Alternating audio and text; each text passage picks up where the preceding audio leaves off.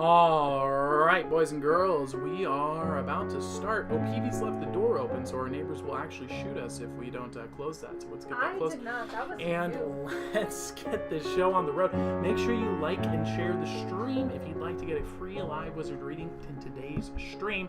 And welcome to our new owls. And Peavy's literally exploded in joy when she saw Cam Owl was in chat. She hasn't seen you in a while, so let's give her a shout out there. And welcome everybody. We're going to be doing some great topics here. We've got our tech in line. Let's get this thing on the road. We might be able to start the show without having to do any technical stuff. Let's see if this works in 3, 2, 1. Welcome everybody to Ask a Wizard. Look at that. No technical issues today. Tonight on Ask a Wizard, we're going to be talking about the Great Chicago Fire of 1871. We're also going to be looking into real hydrokinesis examined and the Coming Cropocalypse and why you don't need to be afraid of it at all, because we have a solution for you guys today, plus so much more. So if you'd like to get those live wizard readings, make sure you like and share the stream. If at any point you'd like to upgrade your reading to a 3-card reading, all you need to do is type upgrade in the chat, and that will get you a 3-card reading instead of 1. At the end of your reading, please go to paypal.me/askawizard and pay whatever you think that reading was worth, and that will be how you pay for the upgraded reading. And if you want to get your letters read live on air, send them to P.O. Box 8881, Missoula, Montana 59807. You can send financial support, but it's not required. We read your letters live on air, and we send out letters to our owls through the mail. So with all that being said, let's get this show on the road, starting off strong with This Week in Weird. A pirate skeleton was found in 17th century shipwreck off the coast of Cape Cod. 6 skeleton pirates were found in a shipwreck that was discovered in 1717 off the coast of Cape Cod today. Professional explorers, which, yes, by the way, that's 100% a thing you can still be. That's a career. You can make your career as an explorer. Yeah, I didn't know this. This is really awesome to me. So they found this shipwreck and found these skeletons under the sea inside of the shipwreck. Now, investigators are excited at using breakthrough in forensics engineering to possibly identify the ancestry of these pirates. And I'm really, really excited about it because according to my beloved grandmother, whom I love with all my heart, we have a pirate ancestor in our family who was last seen fleeing from the people chasing him from a recent heist. So he's running away, and he's looking to, he looks like he's going to kill himself. He gets to the edge of a cliff, and the people are chasing him down. There's nowhere for him to run, and he jumps off of the cliff to his death. Or so they thought. He had actually hidden his ship inside of a concave here in the sea, and he jumped onto his ship and started sailing away, and he's throwing his stuff overboard to make his ship lighter to get away, and that was the last time he was ever seen. Now, our ancestor supposedly was last seen in Cape Cod. So what if this shipwreck is our ancestor? So that's what I'm really interested in finding out and seeing, and that is what made this story super exciting for me. And it's pretty crazy, right? You just find a pirate ship in 2021 with just creepy skeletons. It's so bizarre, isn't it? That's pretty cool. How are we doing over in chat? Good. Crystal says, how do I make my career an explorer? Ooh, how do you make your career as an explorer? Well, I would assume you'd probably want to start studying history. You probably want to start studying anthropology, history, and then from there, I'm sure there's probably YouTube channels about it. I would start, if I wanted to start as a hobby, I'd do urban exploration, because that's a great way to get an audience built, and it'd be so interesting to see all these interesting places around. That's what I would do if I was going to be an explorer personally. And so that is This Week in Weird. Now let's move on to Build, Grow, and Create. How to buy freedom for less than 6 months' rent. Do you want to live a life of freedom on your terms without having to worry about money and only pursue projects and jobs that inspire you? Well, here's the good news. That dream is actually very easy to achieve, and it is within the grasp of anyone willing to work hard for just a few short years. So, join us now for this Build, Grow, and Create, where I will teach you the 3-step approach to achieve this goal right now. So, there we go. So, step 1. Typically, people think of financial freedom means when they think of financial freedom, they think that means millions of dollars, huge investments, high-paying jobs, and long work hours for a long, long time. But in reality, the secret to freedom can be achieved for less than an affordable car or even just a few months' rent.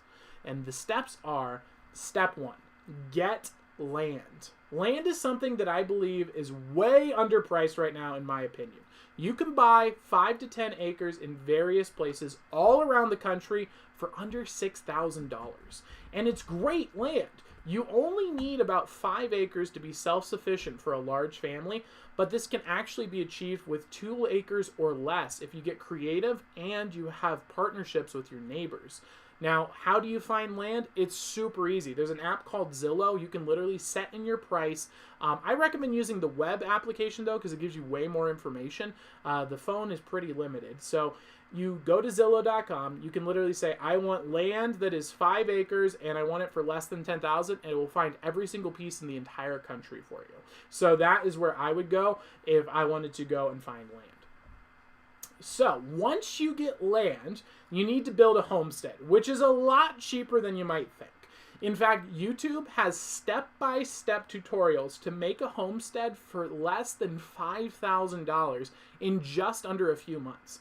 Now, when you have acquired your land and have a place to live, that's your homestead, the final step is going to be gaining control over your food and your water. This is done very simply by drilling a well, getting some chickens, rabbits, an herb garden, and a raised bed garden. With just those 4 things, you have everything you need to feed yourself, your family, and live very well. 1 pair of rabbits is able to produce enough meat for a family of 4 for a year. I think it's, 20 chickens? 20 chickens is enough to feed a family of 10 all of their protein and fat needs for a year. And an herb garden will allow you to flavor your food and make it delicious, and a vegetable garden will give you the variety of food that you need. And by doing this, you have now cut your living cost to an extremely low amount while living an amazing life. So from here on, you're able to now go and build the career of your dreams and not settle for some lousy job just to pay the bills. This is the kind of lifestyle that you can afford to live on by just selling your chicken eggs and your extra rabbits as pets. This kind of approach will allow you to drastically expand your freedom and ironically will allow you to pursue what you love the most, which is the path that will actually make you the most money typically in the long run because it's where your energy lies. So that is how to buy freedom for less than 6 months rent, boys and girls. I hope you guys enjoyed that. Let me know in the comments below what they're going on, OPeeves. How are we doing in chat? Dragon Owl says that Texas is a good place for land. Texas is good. Montana, Wyoming, West Virginia, Oklahoma, Utah, Missouri, Idaho. Well, Idaho's a little bought up, but yeah, there's a lot of opportunities all around the country that you can get this kind of deal on. It's fantastic. And Texas too. Texas is huge. The only problem with Texas is really hot. So if you don't like hot, then Texas little tough. But there's always you can grow yucca in Texas very well. So that is today's Build, Grow, and Create. So let's move on to the first segment of the day. But before we do, let's get that dopamine hit of the day and watch an incredible video. And this one is called A Succinct Novella. Oh, really? A Succinct Novella. Let's take a look here, boys and girls. This is it's so beautiful. It's actually a very satisfying, just a full and complete video. I think what I like about it is that it's just so true. It's just so small and simple, and yet there's so much. It's just everything that's in it is what's promised and nothing more and nothing less. And I find that satisfying. So let's take a look here. First off, headline text, dog eats bean burrito in 1 second. This is Bubba, and this is a bean burrito from Taco Bell. Let's see if Bubba wants a bean burrito. Gonna get it? Wow, that was literally consumed in 1 second. Gone. Good boy, Bubba. This is Bubba, and this is a bean burrito from Taco Bell. You can tell it is definitely a bean burrito from Taco Bell because look how bad it is. Oh no. Let's see if Bubba wants a bean burrito. Gonna get it? Yoink. Gone. Wow. Good boy, Bubba. That is not a good boy, Bubba. Bubba's gonna get nice and chonkers if you keep giving him bean burritos like that. Oh my gosh, that is insane. So that's Bubba, and he ate a bean burrito. That is the succinct novella for today. I hope you guys enjoyed that, and let's move on to today's History's Mystery. History's Mysteries. The Great Chicago Fire of 1871. It was an ordinary day in Chicago in 1871. Large population, living in cities, and a lack of community and friendship. Just like every modern city, it was a perfectly built death trap, waiting to go off and consume people's lives and livelihoods. Now, what is coming up is not for the faint of heart. This historical event is filled with tragedy, death, and the summoning of what some allegedly claim is a literal demon and the corporate hand of Satan himself. I will be your guide as we examine the horror of the Chicago Fire of 1871. Let us begin.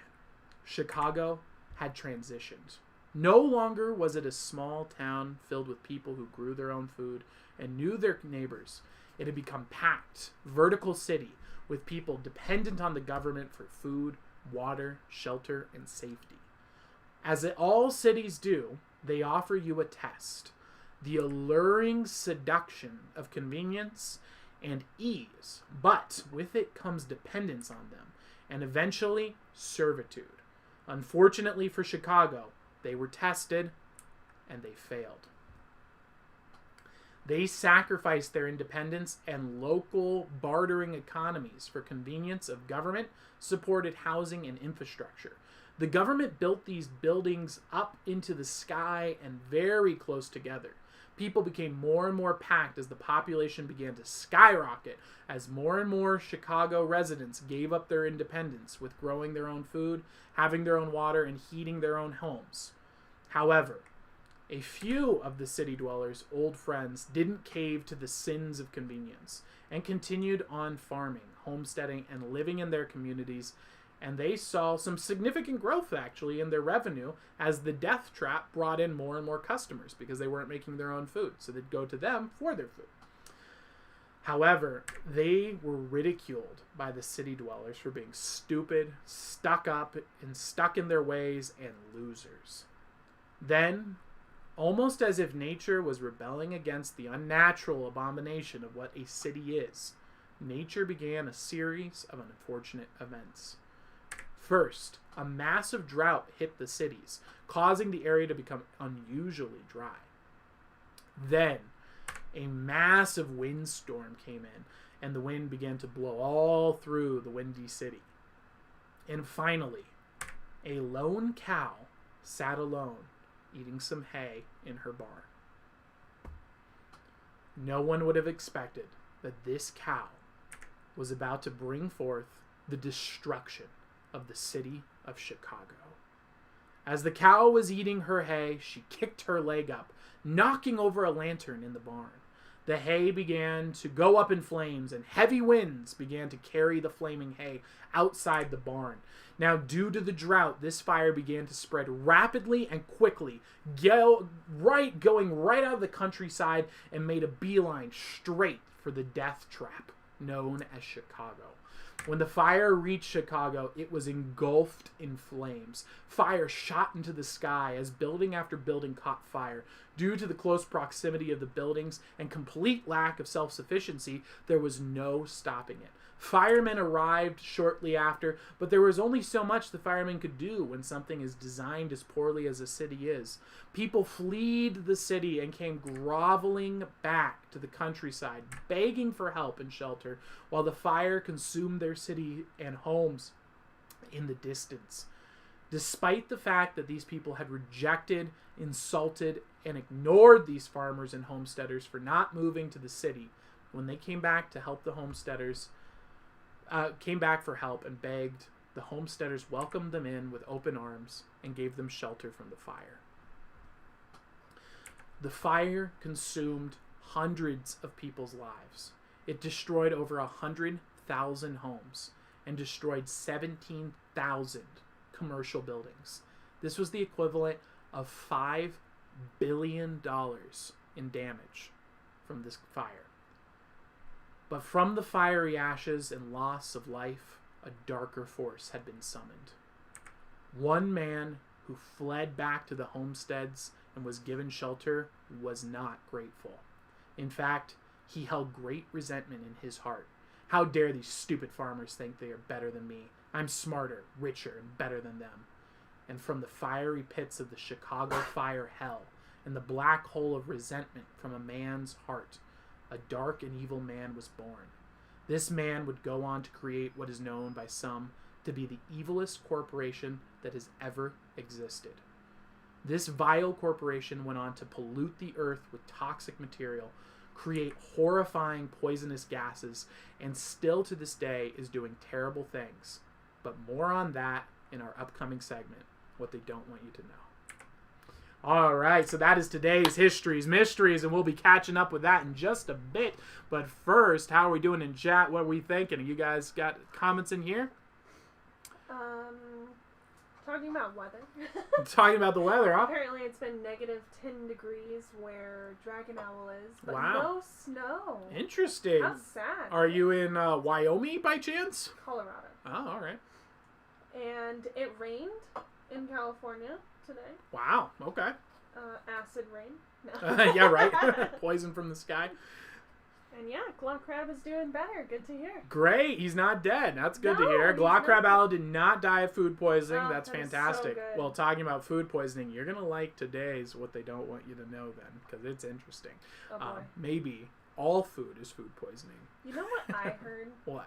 There was like a statistic, and it said there is a certain amount of rat poop that is allowed to be in chocolate, and it's not 0%. Yeah, and also Wow. tomatoes. Tomatoes are similar. You're allowed to have up to 5 maggots inside of a tomato can. Oh my gosh. A can of tomatoes. It's disgusting. And that's what the government calls regulated. Disgusting. Vile. But, well, more on that later. So let's look at today's next incredible video.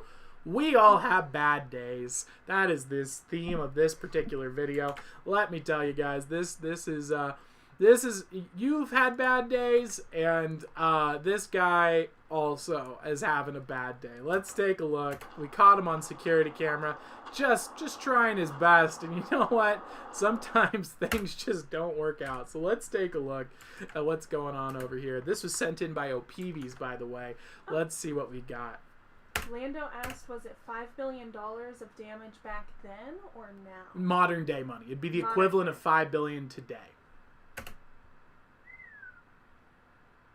So we got a FedEx truck here, just, rolling on by. Got some good boys losing their mind, having a good time. And it looks like he's making his delivery. Uh-oh. I see something going on in the window over here. Oh no. Oh no. Oh no! It goes right. The door smashes into the tree, and it just doesn't stop. Oh no! The dogs are very excited about it. Oh, what a bummer, man! That is just rough. Oh, that's the worst. We've all had a day like that, like the lady who fell through the window, the waitress. It's just awful. But you I know like- what? You dust yourself off, you pick yourself up, and you keep on going. What I That is like the right about way. it is Yeah. that in the beginning he starts running away from the van. Really? Yeah, Oh. but I think it's just to pick up like his hat that he dropped. But Oh. it just looks funny. He's like, maybe if I run away, the problem will leave. Let's take a look. Let's see if we can catch it. So let's see. So it's off camera for me. I don't see him running away. Wait until he like. Okay, so loses it looks the like he's van. trying to open the door. And then the hat But falls he, off. Like drops his hat and eventually he gives up and starts. Oh, okay, gotcha. It's just like, oh yeah, maybe no one will know it was me. Yeah, but then he picks up his hat. All right. So that was today's incredible video. We all have bad days. So now let's move on to magic illusion and the arcane arts. Today's comes in from a request from Giovanni. And he asked how to pray. This is an owl request, so we're going to be taking a look at that right here and right now. So how do we pray? That's a great question. And luckily, we have literally the incarnate of God himself to teach us. And so that's what we're going to go through here today and learn how to do that. And so the first place, if you want to learn how to pray, is to go to what Jesus told us. It's called the Lord's Prayer. And we're going to look at that and what it might mean for you guys here today. So the first part is, Our Father, who art in heaven, hallowed be thy name. So what does this tell us to do? When we first want to pray, we need to fix our attention on God, our Father, who is in heaven. That would be God. And we want to honor him. So saying that our goal of this period of prayer is to hold God at our highest ideal and to honor that no matter what. The second we see is, thy kingdom come, thy will be done. This is, ask for his truth and his plan, not yours. When you are a Christian, and if you practice wizardry, your job is not to try and bend the world to your will. This is where you see a lot of people screw up with prayer. A lot of people would go and say, my kingdom come, my will be done. No, no, no, no. That's how you start doing witchcraft. And you can convince yourself you're a Christian and still be doing witchcraft. So be very careful with that. We want his truth and his plan, not yours. Now, the next line we see from Jesus is, on earth as it is in heaven. So what this is saying is, we are holding God to our highest ideal. We are honoring him. We are asking for his will to be done in our realm, in our existence, how we exist right now, as it is in heaven. So the heaven is the perfection. We'd like God to enact heaven on our world, act out his plan here. So that is where we have for those lines, and then we move on to his request. So that's how you start the beginning of a prayer, is the preface of, the highest ideal is the Logos, the truth, Jesus Christ, the light, the truth, the way. We've set that as our presupposition, and we're asking for God to create his reality in our reality.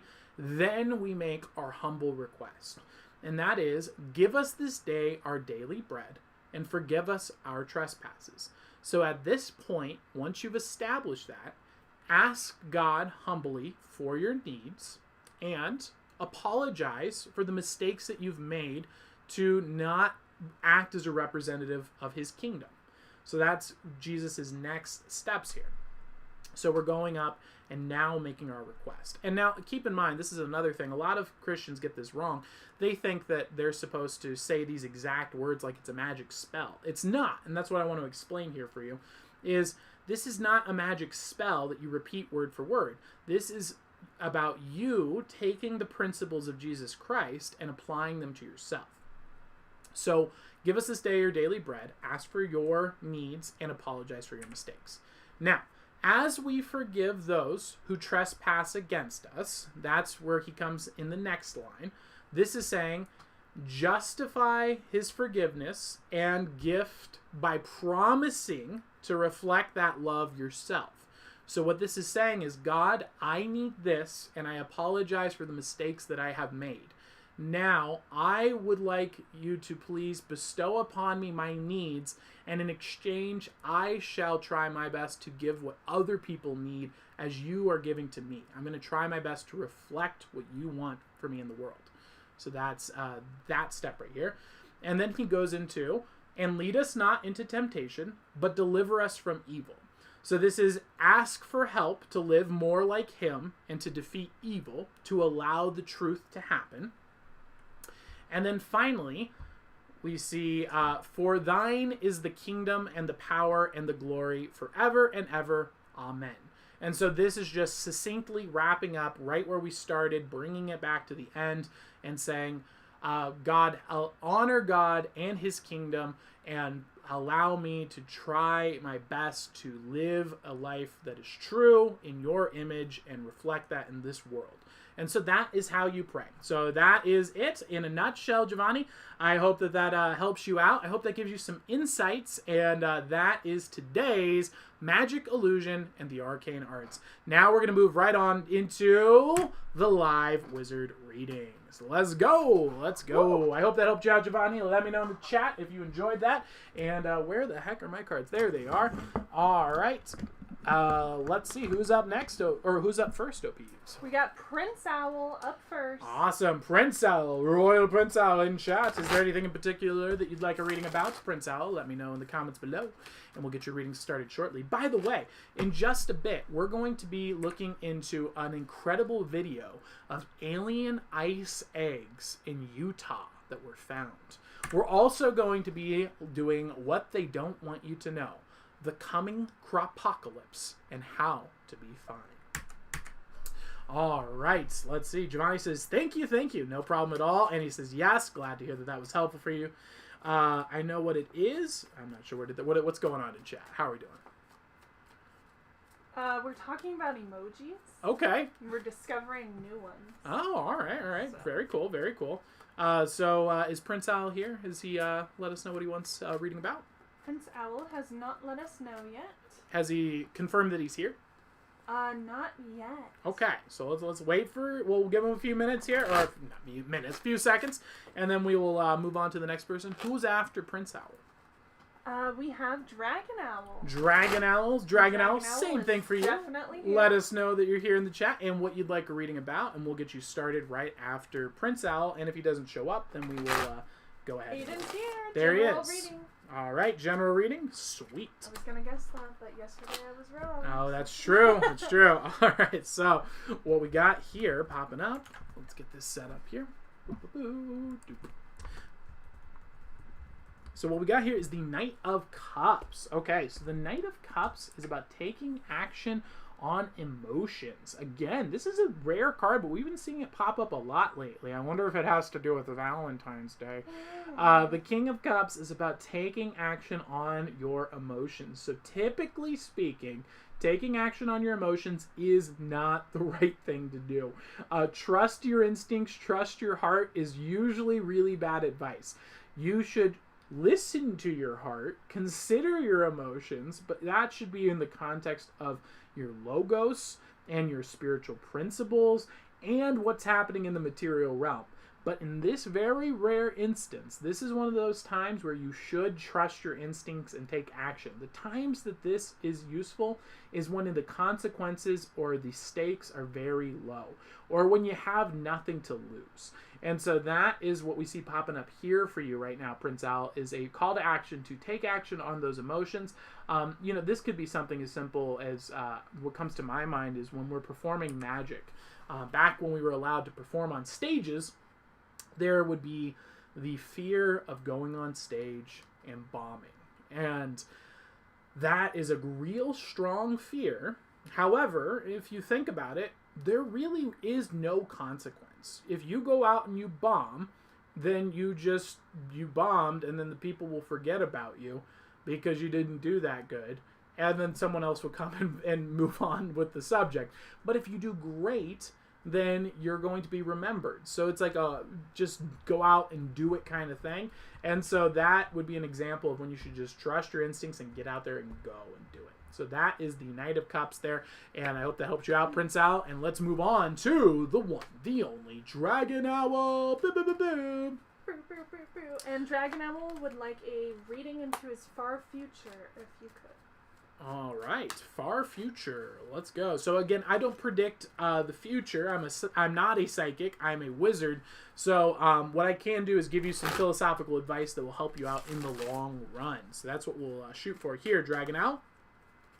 By the way, cool name. I like it. Interesting. Okay. So what we see popping up here for you, Dragon Owl, is the Five of Cups. So the Five of Cups is about a disruption in emotions. So what this is saying for your long-term plans here is we need to start getting comfortable with the fact that our emotions aren't always going to be in alignment with what we need to get done in life. There's going to be times where we feel downtrodden, where we feel like there's no hope, that it's taking too long, frustrated, and there'll be a lot of negative emotions along the way. And so what this card is saying is we need to accept that fact, and this is actually the antithesis of what I was talking about earlier with the King of Cups. And what it's saying is, even when our emotions might disagree, if logos and our spiritual principles in the material world say otherwise, then we need to be able to supersede our emotions and still take action on our plans. There's times where you're going to wake up, and even if it's something you love to do, you're just not going to want to do it today. And that's part of life. Even if you love what you're doing, you'll always have those kinds of days at some point.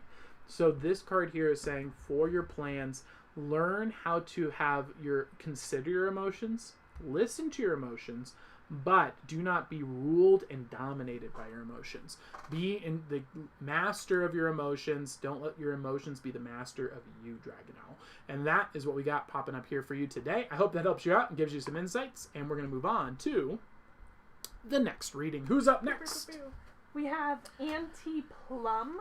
Auntie Plum. They would like an upgraded reading. All right. Thank you very much. Let's get Auntie Plum. I am assuming she is against pitted fruits. I'm not sure why, but very interesting. Are you also against peaches by chance? Let me know. Hopefully not. Peaches, plums, apricots, perhaps. Let me know. Are you anti all of those things, or just plums? Is it specifically plums? And are they in chat? Not yet. All right. And if you have anything in particular you'd like a reading about, let us know in chat, and we'll get that started shortly. How you doing, Cam-Al? By the way, boys and girls, after this reading here, we're going to be taking a look at some alien ice eggs that were found in Utah. And we're going to be talking about the coming cropocalypse and why you're going to be totally fine on what they don't want you to know. Ooh. Do-do-do. I'm so excited. Are you here? Anti-plum owl? Is she an owl?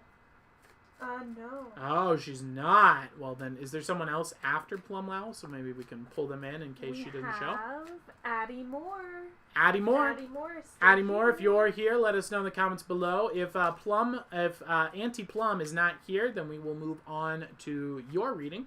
And if, I don't know, we'll see.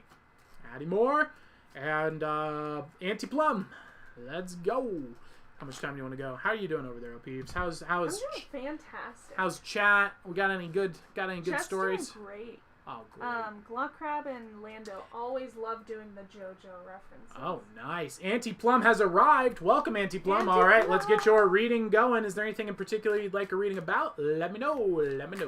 And she's got the upgraded reading here. So just so you know, as a reminder here, Auntie Plum, how this works is at the end of this reading, pay whatever you thought the reading was worth at paypal.me/askawizard. That link is pinned at the top in the disclaimer as well if you're having trouble finding it. So let's get this show on the road. Ooh, very nice. Very interesting. We got a major arcana popping up in here. Hey, Addie Moore. All right, so Auntie Plum has arrived, Addie Moore, but you will be next on the list when we do our readings at the end of the stream here. Thank you very much, Addie Moore, and welcome. I hope you're having a good day. All right, let's take a look. I haven't seen Auntie Plum has let us know she's here a few times, or he a few times. Because the delay. Yeah. I think there's a little bit of a delay, so we'll just wait for. It's like a 20-second delay or something. There's a 20-second delay. It's quite something. That is insane. I thought YouTube would have had that done a better job. That's kind of crazy. 20 seconds. Jeez. It's quite a bit. Yeah. 1, 2. That would be so annoying. Here, we'll do a magic trick for you.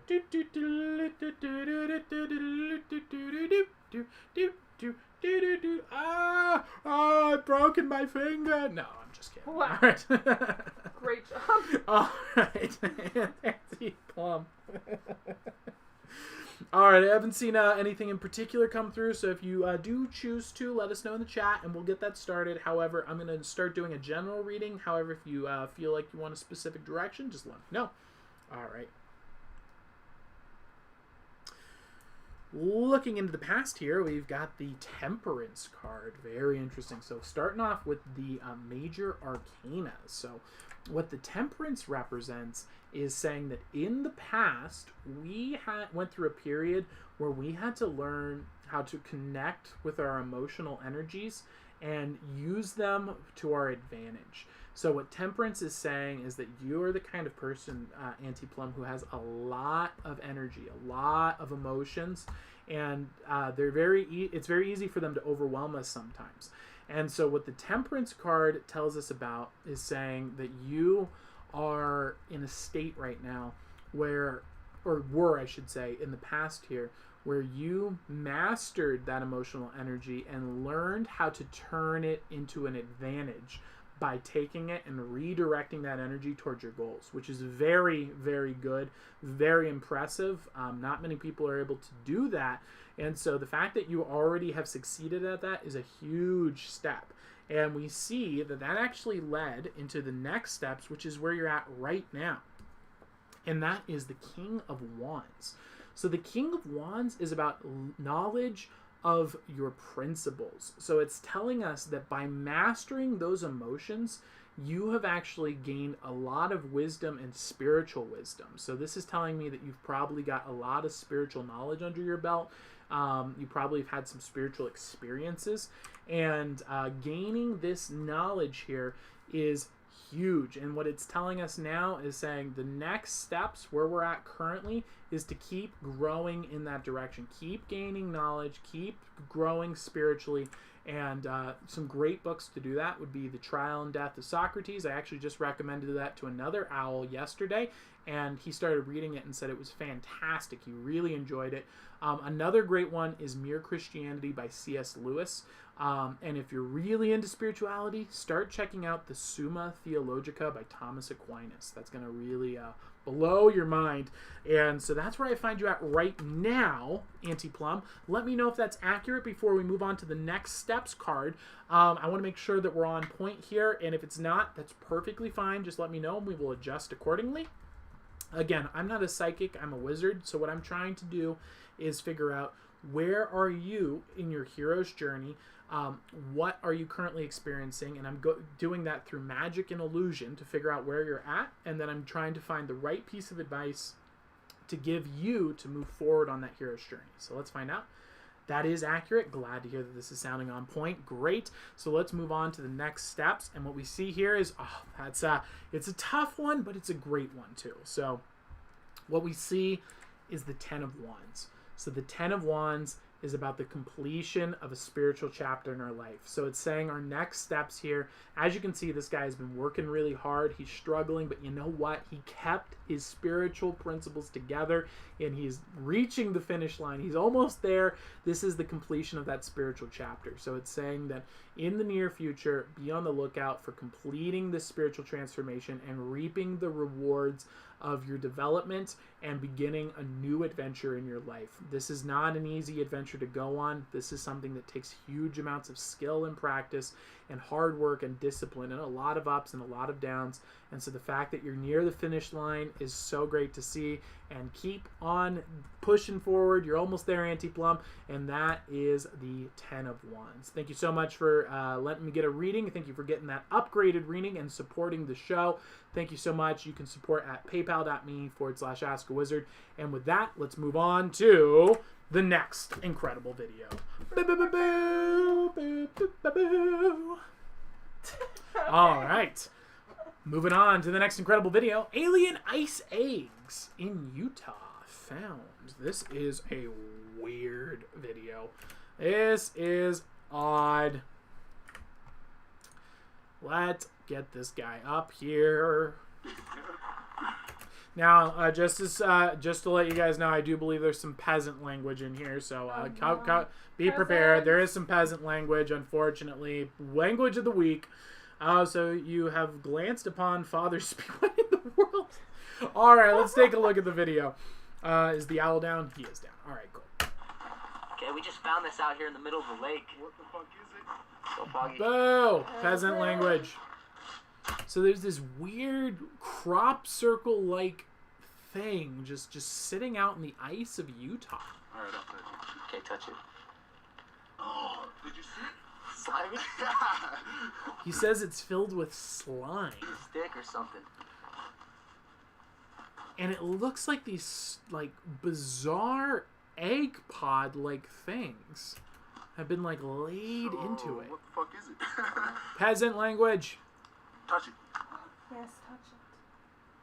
Gross. Ugh. Gross. Oh, weird. What if it's like a disease? What if it's some of those clams you were talking about trying to find some shells? Clams that you were talking about trying to... What? It's so odd. Let's get a close-up on it. It melted the How ice. weird. I know. Yeah, they're buried into the ice. That's what's weird about it. They kind of look like they're moving. Ugh. Maybe it's aliens, dude. It is alien eggs. Ugh. This is in Utah? This was in Utah. It's nearby. That's where Crystal Owl is. Ooh. She asked, Crystal you're Owl. saying I could just go find this stuff? You might be able to just What go find part this stuff. of Utah? Apparently where it's icy and cold. Let's see. Let's see if the description's got any info for us. What is that? I have no idea. Alien eggs were walking in Utah. It was frozen about a mile. And there was what appears to be eggs spread in the 5-foot radius. Very weird. So that is the aliens on Utah. I don't know what's going on over there. I would have but to very put a odd. stick. Yeah. Ew, gross. Why would you do that? It's just... I don't know. It just looks pokeable. I Looks see. like it needs a poke. Murderer of alien eggs. Listen, just because they're in egg form doesn't mean they're not alive and creatures that have life in them. We eat eggs all the time. Yeah, they're dead eggs. These are frozen in ice. All right. You think they're living? I'm assuming. Why would they put them there? Maybe, who knows? I don't know. I mean, they're Just aliens. I don't know. Something They do about the look gross. design and how it looks. Yeah, it's pretty creepy. Looks like it needs to be. Squishy. Yeah. Okay. All right. Well, with that, that's today's incredible video, and we're going to move on to what they don't want you to know. The Coming Cropocalypse and how to be fine. One company that was born out of the heart of a man enraged by the fires of Chicago has systematically taken over our food production. By genetically sterilizing its seeds and crops, this company has taken once successful and free farmers and turned them into dependent slaves for their products, all the while causing us to have lower quality GMO food. The company is known as Monsanto, and if companies like them aren't stopped soon, they could literally end civilization. It all starts with the public. The elite view the public as two different groups, the makers and the useless consumers. People who are dependent on government systems to survive and thrive are considered useless consumers and treated as farm animals by the elite. Now, the useless consumer is someone who lives in a place where they don't control their own heat, their own food, their own water, and are not able to survive without the government and city infrastructure. Now, this isn't about money. You can be filthy rich and still be a useless consumer. It's about being intelligent enough, in their eyes, to invest in freedom. Now, the more useless eaters there are, the more food needs to be produced by creators, which puts greater and greater demand on farmers.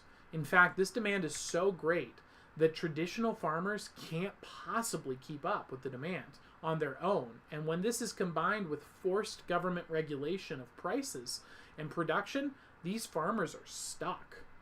That's where Monsanto comes in. Monsanto offers assistance to farmers to meet the demand by giving them genetically modified food that grows bigger, faster, and is cheaper. But as all deals with the devil do, it comes with a cost. Monsanto has genetically sterilized their seeds so that the farmers have to come to get more seeds every year over and over and over again from Monsanto, making them dependent on the company. Now, while GMO foods are not nearly as bad as some people say, what is a fact is this dirty trick of sterilizing their seeds is intentionally done to make farmers dependent on Monsanto. But it gets worse. Let's look back to the problem of the useless consumer again. More and more people are being born, and because the education system was replaced with the Church of Satan, and everyone is being taught to be useless consumers, the demand continues to grow and grow. This is forcing farmers to not just use GMO sterilized seeds and follow Monsanto's rules to meet production needs, but they also have to cut production time down, increase output, and have little to no time to do crop rotation. So what is the solution? Poison. They dump endless amounts of pesticide and weed killer over and over on the plants so they don't have to pick weeds and lose crops to insects. But those chemicals are now going into the food that you eat and the soil that the food uses to grow.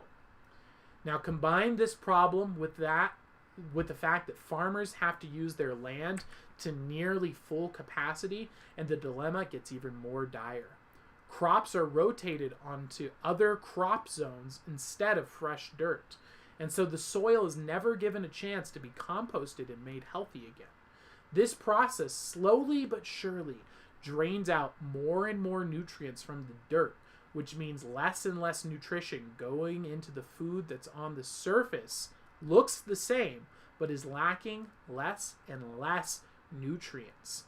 Anyone who eats at Whole Foods knows the difference and has seen the taste and quality, and most importantly, the difference in price. This is what's causing many experts to say is the single greatest threat to the future of human civilization. Not global warming, not civil wars, not the flu, topsoil degradation. This is the number one threat to civilization. As the soil continues to be depleted of nutrients, at some point the production will have to stop. When this happens, the useless consumers will see the price of their food skyrocket, which is already happening, by the way. Some sources have said that the average grocery bill has gone up $100 in the last year alone. Whole Foods prices are what normal food will cost in the near future, and the food in stores will have much less nutrition. Now, how big a problem would this be? Well, in the 1800s, 75% of Americans were farmers, and about 10 to 15% grew at least some of their own food, which is around 90% of the population were creators, 10% were useless consumers. In 2021, only 2% of the population is farmers, and less than 5% grow their own food. 5% creators, and 95% are useless consumers. Did you just hear uh-oh in your head? Because, yeah, that's a big uh-oh. So who is likely to be impacted by this? Well, 50% of the country is in the middle class. 25% are in the lower class. And I don't know about you, but I don't think the middle class and lower class are frequently buying their groceries from Whole Foods for their groceries. Now you might be seeing, when we did our lecture about the Georgia Guidestones, and we saw the eugenics program that they had mentioned about how they wanted to remove a large chunk of the population, it all seems to make a little bit more sense, right? We're looking at skyrocketing of food prices with highly degraded nutritional value covered in various pesticides from the inside out. Their food will be on the shelves, but it will leave people full but nutrient deficient. This leads to a wide range of disease and ailments like cancer, mental illness, obesity, heart disease, and more. Hey, notice anything about those? No? Well, guess what? Those are all the problems that we seem to be having right now. It seems like they've been skyrocketing ever since Monsanto started doing this kind of nonsense, huh? And ever since the useless consumers started this whole problem, we've been seeing those problems shoot through the roof, almost like there's a correlation. So, how do we fight back? And more importantly, how do we win? Well, luckily, just like every devil's trick, you have to accept it and invite it into your life to have it affect you. The answer is simple, and it's a slogan of Ask a Wizard. Build, grow, and create, and the past is the future. Start growing your own food. It really is that easy, and you can start small. When food production is decentralized to the individual household, each individual is able to maintain beautifully, wonderfully composted soil for their plants, and it's filled with rich nutrients. You are able to take the time to go and pick a few weeds from 5 to 10 raised bed gardens. And if you lose some crops to insects, it's not going to be cutting into your profits or your bottom line because you don't have any profits or bottom line. You're just growing food for yourself. So finally, you are going to get access to the nature the way God made it. You're not getting these gross, sterilized GMO seeds, but instead, you're going to be getting fruitful seeds that are seed bearing, that once they're taken care of properly, will sprout forth and produce hundreds and sometimes thousands of seeds from just one plant, giving you access to unlimited future supplies of food. The solution is in your hands right now. Start growing today. Watch some of our Build, Grow, and Creates, where we taught you how to grow potatoes, herbs, worm farms, kombucha, mushrooms, and more, all at home, even if you just live in an apartment. It doesn't take more than a few chickens, bunnies, and a garden to set you free. So start practicing now with whatever you have and whatever you can get your hands on. As you see right behind me, we have our own food production going. We've got kale, we've got basil, we've got thyme, we've got oregano, we've got sage, we've got chives, and we're growing it ourselves so that we can avoid having to take any food from these systems. And eventually our goal is to build a homestead and be completely food self-sufficient as well. And I hope you guys will enjoy joining us on that journey as we start step by step, every step of the way. And that is what they don't want you to know. The Coming Cropocalypse. Boo. Dun, dun, dun. Yep, it's pretty intense, right? How's the chat doing? Chat's doing good. I'm currently in an argument. Uh-oh, you're in an argument? With who is the strongest anime character? Who is the strongest anime character? That would be Saitama. End of discussion. Yeah, Saitama's entire character definition is he wins against everything. That's his whole character arc. So it's like if you make a if you make a superhero whose saying is I always win, then you can't really lose. It's just like. But he doesn't kill people unnecessarily. He only kills the bad guys because he's a hero. But it's if you're in a fight with him, he can't lose. No, I know. Like that's the whole point. All right, so let's move on. Wow, Crystal is in her greenhouse right now. Oh, that's so good to hear. I'm so happy to hear, Crystal. That is awesome. That's all you need, guys. If you just a little bit. This is You know, there could be a time when food is really high in cost, and could be a time when it doesn't have the nutrients you need. So just something as simple as having a diverse herb garden to get those core nutrients, growing a couple potatoes just in real soil, that can really take you a long way. And it's important to be able to have these skills in case there's ever any issues. We don't know if we can't predict the future, but there's no downside to saving money on growing your own food. This is the real stock market. You know, you go up and you invest in some random company you don't know anything about, and you hope that it goes up like Dogecoin to the moon, right? Well, guess what? You can go and invest $25 in a blueberry bush. Guess what? That blueberry bush is going to be putting out blueberries, hundreds and hundreds of dollars worth of blueberries every year for pretty much the rest of your life. And if you let it go, it will just keep growing and keep spreading, and you can plant more blueberry bushes. There is a huge ROI on this kind of stuff. Our basil right here, one package of basil seeds is like $3 for heirloom, high-quality basil seeds. The amount that is going to produce on its first round is close to $150 worth of basil. This is not hard to do. There is massive abundance around. The deficit is not in food. The deficit is in skill sets. And you guys can learn those. And that's what we're trying to teach you guys here at Ask a Wizard. Boom! All right, let's move on to the paranormal paracosm. A ghoulish ghost jacking. Dun dun dun. This is like a carjacking, but with a ghost. So it's unbeatable. It's pretty intense. I just realized, was my screen not displaying there? I hope it was. The entire session. It was just not on the screen. I'm sure they would have mentioned it. All right. Let's take a look here.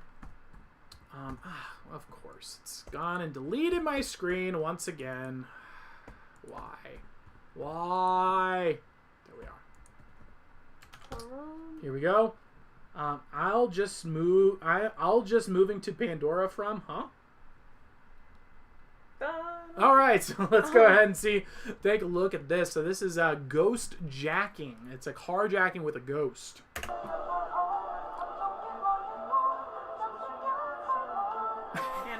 I guess. Whoa! Okay, what the heck was that? Let's get out.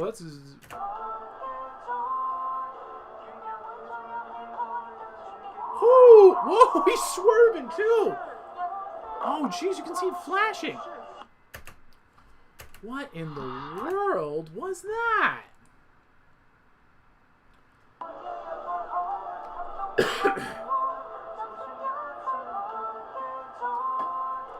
He's singing along. Do you hear him? So it looks like, boom, we see it like some sort of ghost shoot in. It's flashing in the car. Wow, okay. That's intense. So I've got two thoughts. One, maybe a ghost. Two, what if a firework just went into his window? Whoa, that'd be wild. Right? Like maybe if someone shot a firework off and it landed in his window, and that's why he's swerving because it's going off in his car. That could be it, right? Possible, Let's see. Let's see if we can. Maybe that's what's going on. Let's see.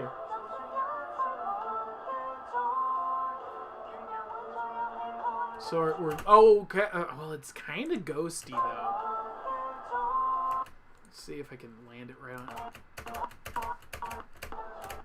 Wow, that's so fast though. I don't know. Do you know of anything that looks like that? There. I don't know. That doesn't look like a firework. That doesn't look like a firework. That looks like some sort of smoke cloud. Unless it was maybe a smoke bomb? A flashing smoke bomb? I don't know. Because then it goes off and it's like...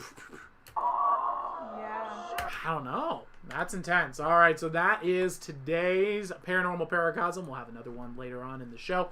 But next, we have a very special episode, which is a user suggestion from the one, the only, OPVs. Oh. Boo, boo, boo, boo. We're looking into the paranormal power of hydrokinesis. Woo. Giovanni said move to the planet Pandora from Avatar. Oh, all right. Blue people. Okay.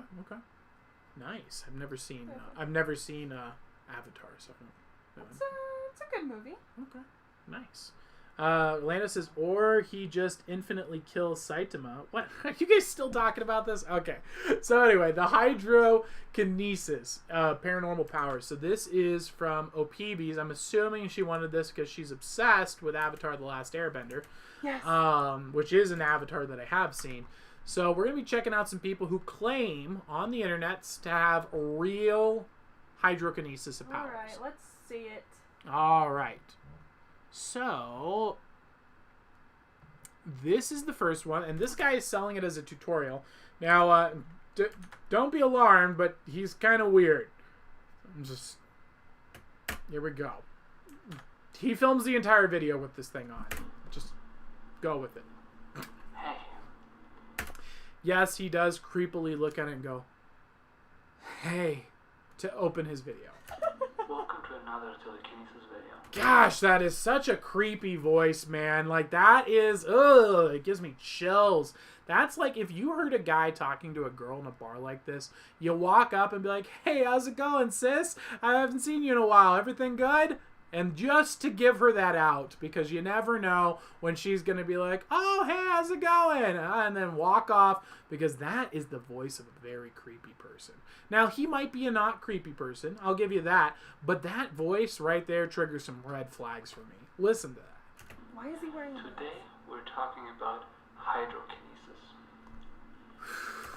Ooh. Oh, I don't like it. So he's talking about hydrokinesis, but let's take a look at him doing some demonstrations of it. Why is he a checkerboard? Because he wants to take you home and show you his hydrokinesis powers. So. Don't you want to know about my spiritual gifts? Not with that freak. I want to demonstrate it No, for you, but stop. I have to put on a mask. Hey, please. I'm being mean. He might be a great guy. I have no idea. He's got that voice, man. It's just so creepy. And he's got this face mask on. What are you hiding? Why do you hate your face so much? What do you want to keep from the world? So he says that you have to charge up and you've got to meditate and connect with the water. And then, so he's going to demonstrate it.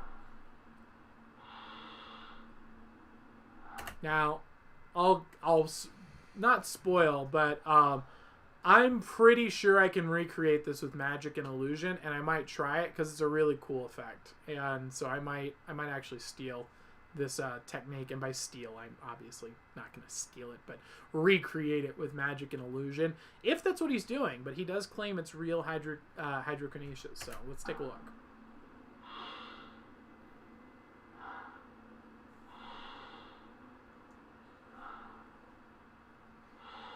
So he's moving the ice with his mind. Looks pretty good, right? Pretty convincing, pretty good. And so that is him demonstrating his ability. And he has other videos of him doing that. So that's the first one that we have of hydrokinesis. Then we have a much more likable, I guess is the word I'm looking for, person who also claims that she has it. And that's her. So we're going to take a look at, she gives some examples of how to actually practice this technique. And all of these are tutorials too. So this isn't even, we're going to get added. So what she recommends doing is putting a light object like a rose petal in some water and then trying to move it with your mind.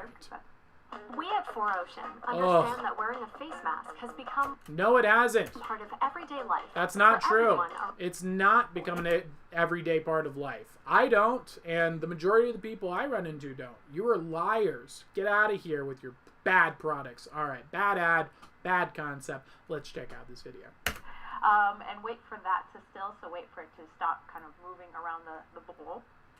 And then from there, again, reacquaint yourself with the water. Make sure that you feel as if you are a part of the water. This could take a little bit. And then when you feel ready, that's when you are going to move the water with your energy. You're literally going to tell the water that it's going to start moving, and see if you can get that little buoyant object to start swirling around the bowl. So like I said, that's probably going to take several attempts, and who knows, it might even take weeks or months or maybe even years. Whoa, years? Hold To on. move a rose petal? You're telling I can me- do that instantly by blowing on You're it. telling me I need to commit to this for years to move a rose petal. I can do it by going like this. And that can even submerge yourself in water, like in a bathtub or something. So then she talks about how she just washes herself so that she can learn to love water. And then she also says there's a vibration technique. Because you can't really keep your hand like dead still because you're not dead. So, but just put your fingertips in there, hold them there, and then when you feel like the water is still. Okay, so that is that's her demonstration here. And then let's take a look at this guy. What's up? You're not liking it? Is this the peak of the peak? Like the creme de la crop of our potential as waterbenders? I don't know. There was stir some ice. Well, I bet you we can fit. Well, let's take a look. Let's see what we got. I want to see waves like an ocean. So this guy is gonna try and do that. He claims to be putting his energy into the water. Okay. And it does create some interesting vibrational patterns. I'll give him that. So it has this pulsating effect, which is very interesting.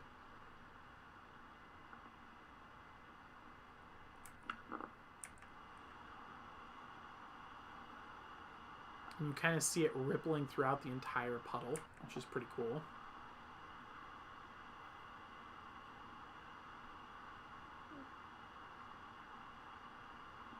Right? Pretty neat. Kind of cool.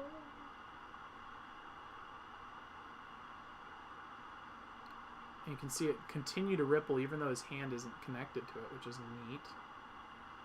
And his hand's not like doing any shakiness either. He's pretty still.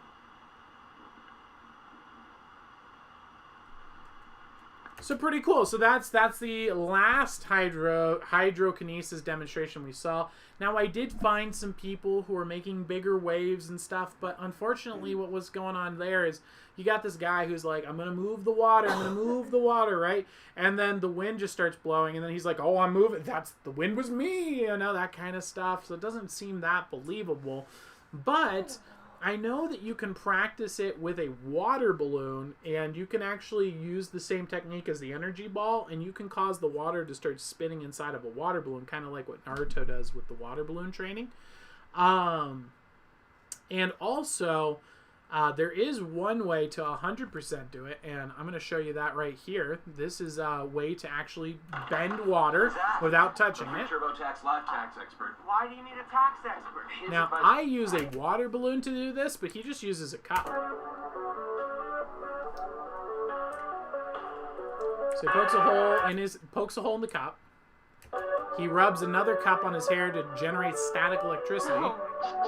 Check this out. Woo! Look at that water bend. Pretty cool stuff, huh? Boom. I wonder if you were like, if you were in a staticky area, like what if you ran around the house with some socks on and then you tried to move the water? Do you think you could generate enough static electricity to bend the water? Oh yeah, I think so. You think? So maybe there is a way that you could bend the water that way then. What do you think? What are your thoughts, O'Peeves? It's neat. It's a neat party trick, but like... What do you want? What are you looking for? What I'm looking for is like Katara level pitch. Okay, so you want someone just summoning waves and shooting them. I want waves, water manifesting from the air. When I was a kid, me and Brett would actually practice trying to move water. Me too. And we had some significant results where it seemed like we could get like pool toys to start changing their direction and get some ripples going, but I don't think we were ever getting like full waves going though. Yeah. So maybe there is a limit to it, to the level, but who knows? I mean, obviously, so the way that the Bible tells us that we can go and tell mountains to move and they'll move. And a lot of people think like, oh, that's this superpower. Shouldn't I be able to tell water to just get up and leap? And it's not really like that. It's not what Jesus is talking about. what he's really talking about with moving mountains, how do we move a mountain? Well, if we worship truth and we worship logos, we see the world for what it really is rather than what the illusions are. So when you're going to tell a mountain to move, that could be something as simple as like, hey, I know the truth that you're building your village on top of a volcano. It's going to move. The mountain is going to move, and they'll call you a crazy person and a stupid person. And then when it erupts, you move the mountain, and then they freak out. That's the kind of level. So maybe that's what we're looking at here is more, the water is moving because of our knowing that it's going to happen, knowing the dam is going to burst, that kind of thing. Yeah. But also, who knows? Like, maybe there is something to this. Obviously, there's a bunch of people on the internet practicing it. Why would there be all these people practicing it if they weren't getting any results? Sure. That's another way of looking at it as well. So, what does the chat think? What are we getting from them? Giovanni says he can move water with the Force. Very cool. He is a Jedi Knight. Oh, he's a Jedi Knight. Wow. And Glockrab says water balloon, Rasengan. Exactly. It's exactly like the Rasengan technique. So if you put the energy ball that I told you guys how to do inside of a water balloon and imagine it rotating, you can actually get the water to start going. It's pretty cool. And then Crystal Owl said when her and her sister go to the beach, they use their hands to push the waves back. Yeah. And they acted as if they were building the energy to make the next wave and trying to make them huge. That's cool. And that's actually how the waterbenders learned how to waterbend. Interesting. So maybe Crystal Owl is onto something. Maybe. Her and her sister are waterbenders. Well, you know what? I can't see any harm in doing it. If anything else, it seems like a good way to get some activity and have and fun. It's fun. Yeah. So sounds that fun. is I want to go to the beach now. the paranormal power of hydrokinesis. Giovanni says Raven from Teen Titans. Oh, yes. Azeroth Metreon Synthos. Yeah. Yeah. Uh-huh. I totally had a crush on Raven when I was a kid. I know. She was awesome. All right. So let's take a look. I look nothing like Raven. No, yeah, Alex does not. Raven, it's weird because Raven is typically not my type. So that was very odd. Don't know where that one came from. Let's take a look at the next paranormal paracosm. This one is interesting. Chilly, creeping. Let's try that from the top. Chilly. Wow. One more time. Third time's a charm. Apparently I'm hungry. I keep Tongue saying twister. chilly.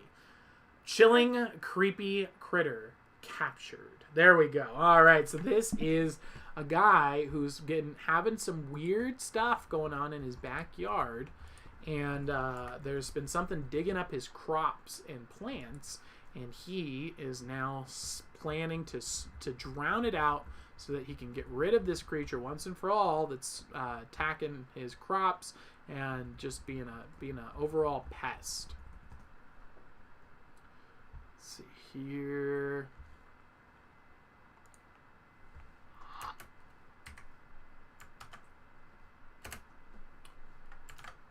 Here we are in the backyard with the boys. We've got a pest problem in the backyard. It keeps digging up holes in the garden and in the lawn. Now, we haven't been able to catch it, but our dogs have gone after it. It bloodied up one of the dogs. Ooh. And the best thing I think we can do is catch it and then give it to animal control. So Sounds like a good plan. Is we're going to hole it dug, see what kind of So he's just filling up the water. critter pops up.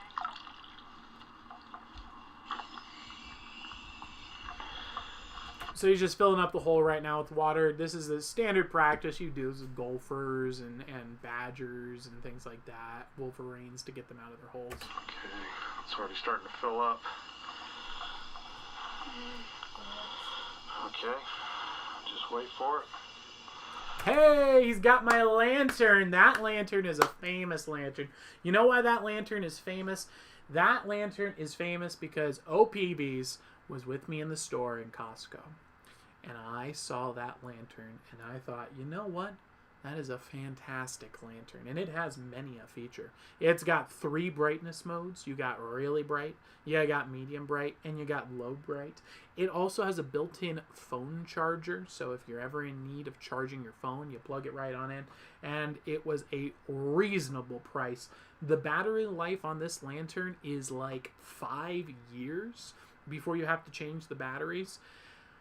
OPB said, why would we buy that? It has absolutely no practical use. And you know what we've used more than anything in the last, 3 years? That lantern. We use that thing so much for lighting, for camping, for charging our phones. It's a fantastic device. That's a famous lantern right there. It's been useful in need.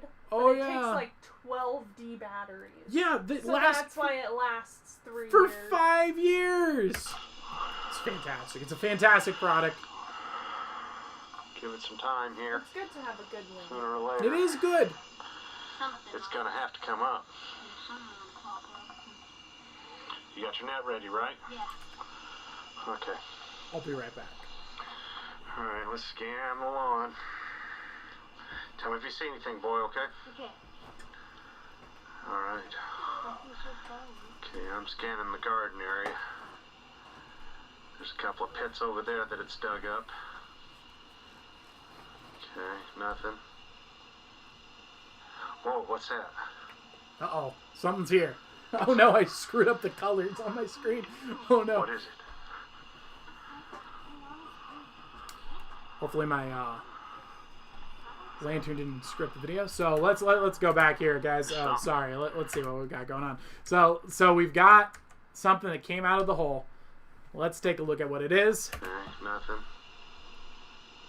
So there's something with glowing red eyes out in the distance. Whoa, what's that? What's that? What is it?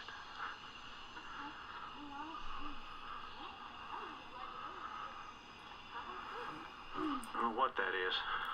It's kind of cute. Look at that little guy. He looks like a little octopus. He's adorable.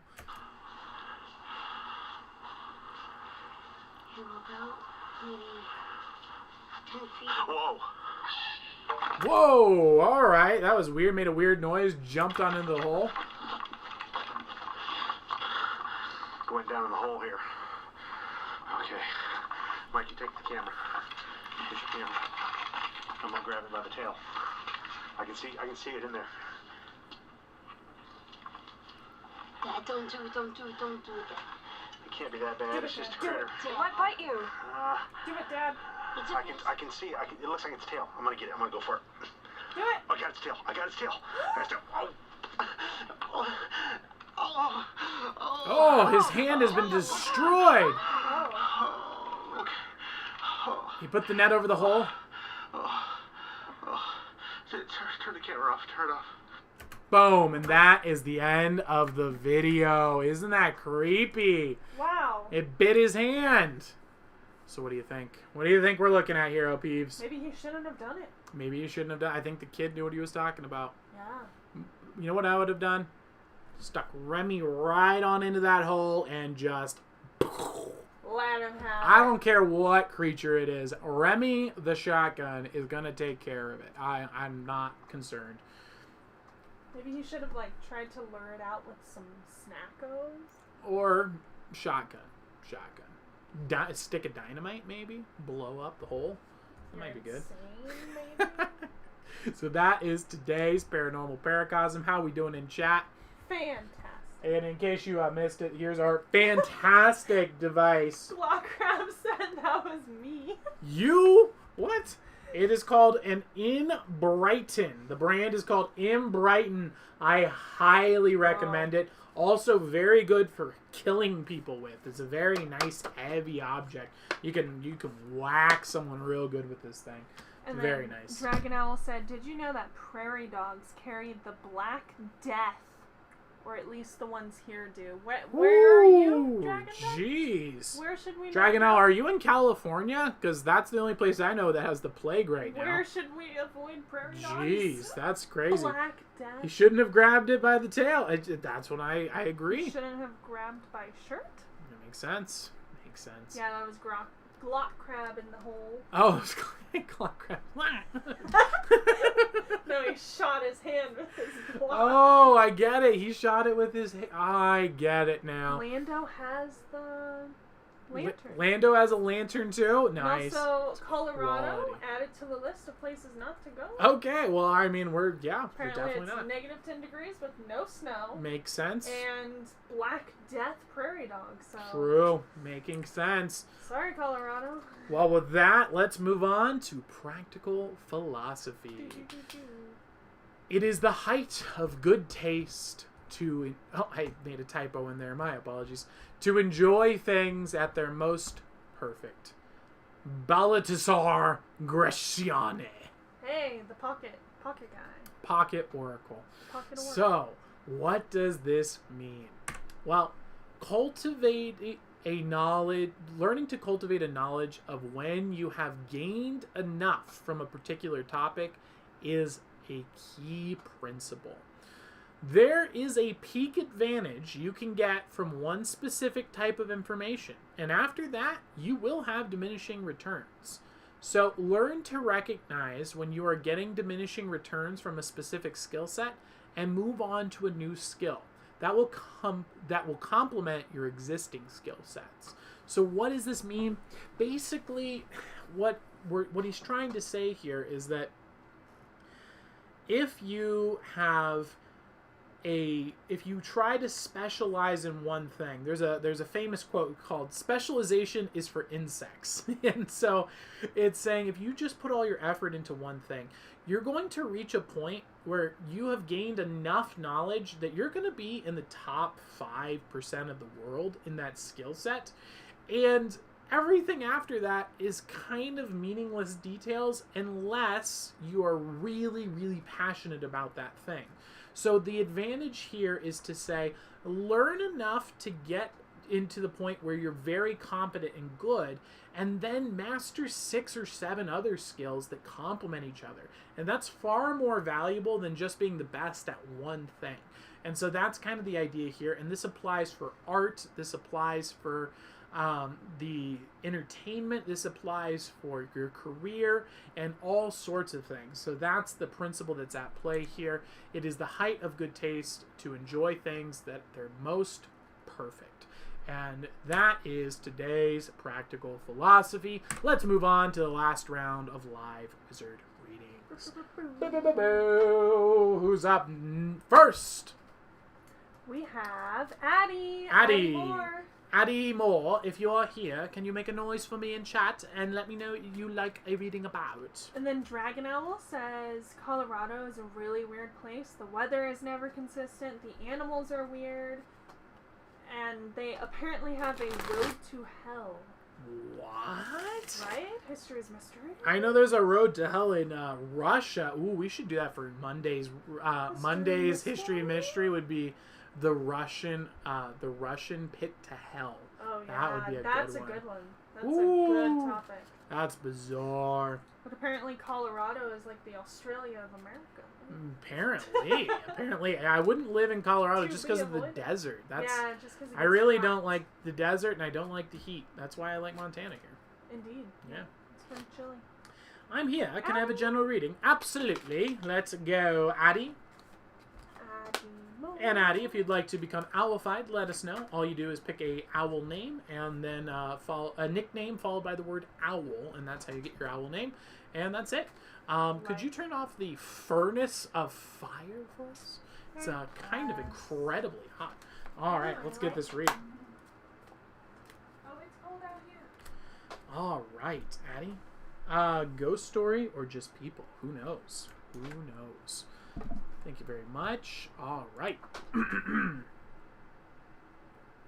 So what we see popping up here for you, Addie, is the Justice card. This is the major arcana. And so what this is saying is that in your current situation that you're at, you need to exercise logos to make a accurate judgment about your situation. And so this is a tough card, but it's an important card. And what it's saying is you need to exercise justice in your current situation. You need to possibly make some people unhappy. You need to make some decisions that are not going to make everyone not make everybody happy. And so what you need to do is make sure that the decision you're making is just and balanced and fair and logical and consistent. This is about making sure that the choice that you're going to make when you administer justice, that it is not based on emotions, it's not based on your feelings about the person, but it is impartial, and that it is the right thing to do, and that is how you take action in this situation. So make sure you have a logical reason for why you're doing what you're doing, and make sure that the justice you administer is fair and balanced. So that's what we see popping up here for you with the justice card. I hope that helps you out. I hope that gives you some insight, and good luck with that. I know you'll do good. And let's move on to the next wizard reading.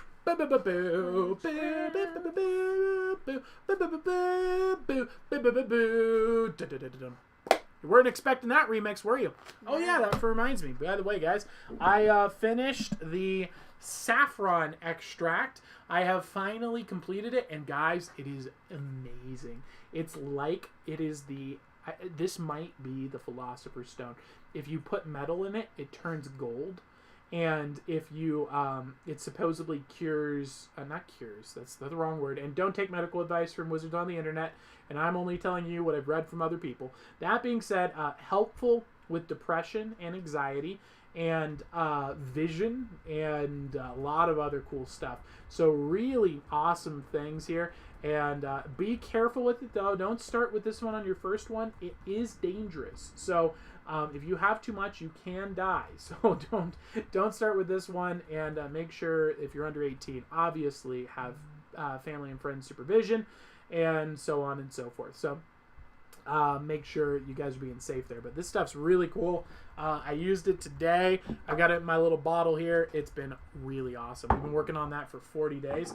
And I put it into my spray bottle here, so it's basically a happiness spray now. She wants to be owlified as Uravity Owl. Uravity? Yeah. What's that? My Hero Academia. Oh, you nice. You know the girl in the pink and the short hair? Yeah, the one that floats, the yes. gravity girl? That's her quirk. Got it. Uravity. Nice. All right. Yes. We'll get her owlified, but who's up next for the reading? Cam Owl, but I know she said she was going to sleep if she somehow made it back. Okay, Cam Owl, if you're here, let us know in the chat. After that is Royal Owl and her boyfriend, Quentin. All right, sounds good. For you, for Crystal Owl, turning metal to gold. So it doesn't turn it into gold. It takes silver and makes it look like it's gold. So if you drop like a quarter in it, you pull the quarter out, it looks like the quarter is now made of gold. It's very interesting, but it's not actually gold. It just looks gold. And I'm wondering if maybe that's what those little alchemists were doing to try and trick people into, hey, look, I made it work. But, you know, for a little extra money, I can figure this out for you. And then they just run off with the money. You know, kind of like what Full Metal Alchemist did. Scam artists. Yeah. So Dragon Owl says, the road to hell is a small strip of dirt road that at night you can see the corpses of hanged slaves, and at the end of the road is a small shack. Wow. And at certain times it glows red and you can hear screams. I heard the road is paved with good intentions.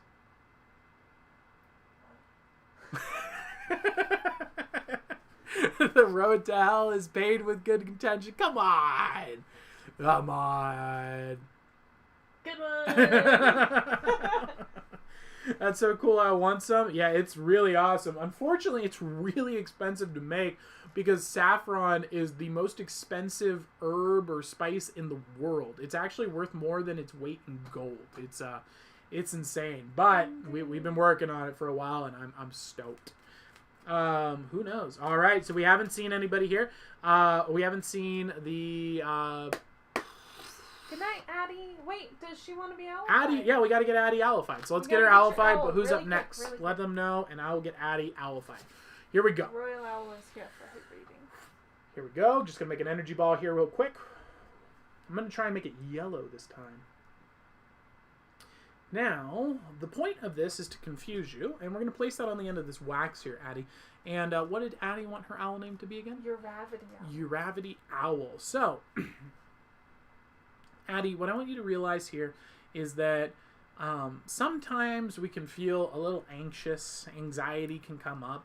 And we start determining what we're going to do with our day and our life, and then we start extrapolating into the future, and it really can be a frustrating thing to do. And so what I want you to do is, when you feel that kind of experience coming on, try determining what the one thing you could do right now is, no matter how small, no matter how simple, and then start extrapolating from there. Even if it's something as simple as moving your little pinky toe, or lifting up your finger, or sitting up out of a chair. Anything that you can take ownership of and control. And I think that you're going to find that this technique is going to allow you to realize that you have more control over your life than you do, and understand that you're still when you're in your youth, you have a long ways to go. We don't need to be worrying about the future. So much is going to change. So much is going to be different in just 5-10 years that there's no real reason for us to be worrying about what we're going to do with our lives, because frankly, you should be following what you're interested in and what you're passionate about and what you're drawn to, and that can change. And that's not, you don't have to pick the one thing. That is a thing that is done. That doesn't exist anymore. The one thing is not something that exists. People will have multiple careers now, and that's just the nature of the world we live in. So don't feel concerned about making the wrong choice. You're not going to just screw your whole life over, as long as you're living and following your interest and your passions, working hard, and don't make obvious mistakes. You know, there's obvious things you shouldn't do. Don't get involved with drugs. Don't go and have kids out of wedlock. But when you're looking into the real world and being successful, there's very little you can do to ruin everything. Look at the stories of people who have failed, lost billions of dollars, and came back harder than before. So look into those stories, and I think they'll motivate you. Let's send that on off here to Addie. Now, Addie, you might experience this at home. You're going to see lights flash on and off are common. The temperature changing from hot to cold is common as well. You might see shadows move or an orb. Even an owl is common as well, hearing the hoot of an owl or a strange sound. If you experience any of those, let us know in the comments below. That should be happening here in just a little bit as this orb flies through the air to land over to owlify you. And it should be arriving here in 3, 2, 1. Addie, you are now owlified as your gravity owl. Welcome to the flock. Woo! Yeah! You're amazing, your gravity owl! Float away! Floating away. Look at me, I'm floating. Whoa. Gravity! Whoa! Floating. So cool. Such a cool spell. Whoa! So cool. All right, who is up next? We have Royal Owl and her boyfriend. So at the same time, are we doing one or the other or the same? One and the other. And Okay. also her boyfriend needs an owl name. Wait, one or the other or at the same? Both. So we're doing, okay, so we're just like side by side Separate. kind of thing? Okay, Yes. cool. All right. And if Royal Owl's boyfriend would like an owl name, let me know and we'll get him owlified as well. What owl name would you like? All right, let's see what we got here. Cora was trash. She died and lost all the previous Avatar people. Whoa! I mean, Yeah. I agree. It was not fun, Sure. but I never actually saw it. But okay, well that's Count yourself lucky then. I do. It's a plague. Even if she did come back. Oh my gosh. All right, so let's get this reading Unfortunately, she came going right now. So, what we see popping up here for Royal Owl is the 6 of Cups. So the 6 of Cups is about a grind in the emotions. So what this is, and now in terms of in relationship to your boyfriend's card, which is the 7 of Pentacles here, what you want to know here is that sometimes what we can have happen here, Royal Owl, is we look into the actions and expressions of someone. We feel like we're giving them emotion, and we're not getting emotions back. And what's happening is we actually have another card, which is the Seven of Pentacles, which is where your boyfriend's at, where he's working hard to become confident and competent at producing value and material results. And so he's really focusing in on developing real skills, being valuable, and crushing.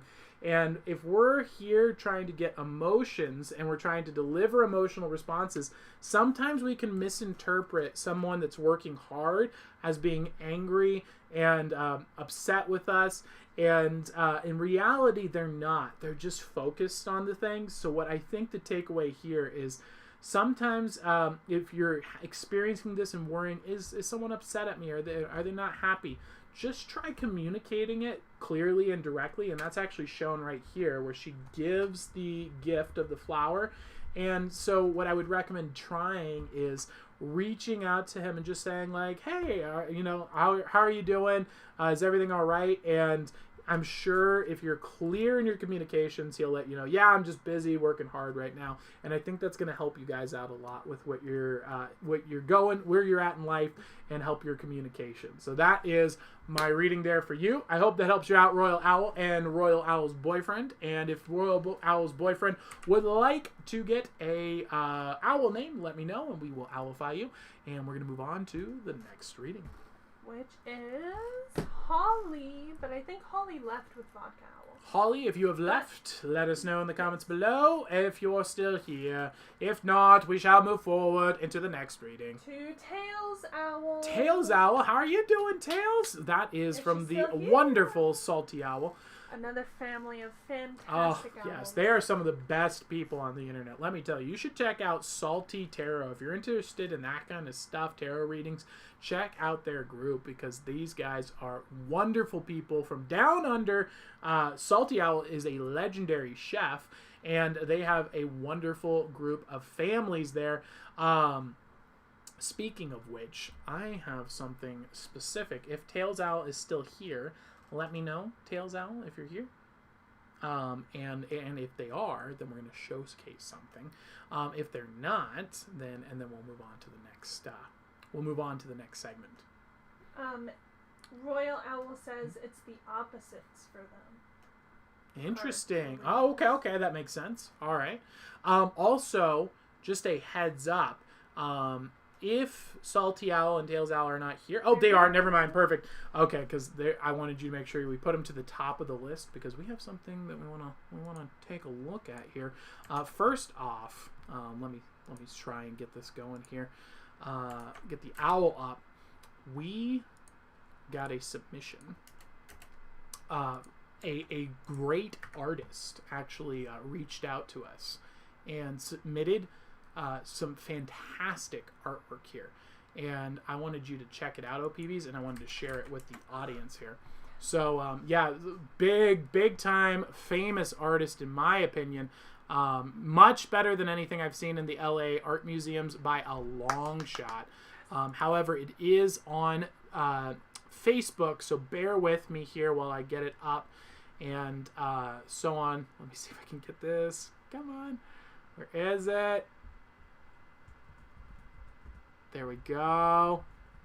We don't need those. I just want to make sure that we're showing the art and no they're revealing personal information kind of thing.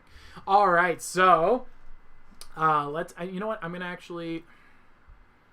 Is there anything on here that is revealing any personal information? No, I don't see anything other than the art. Okay, I think we're good.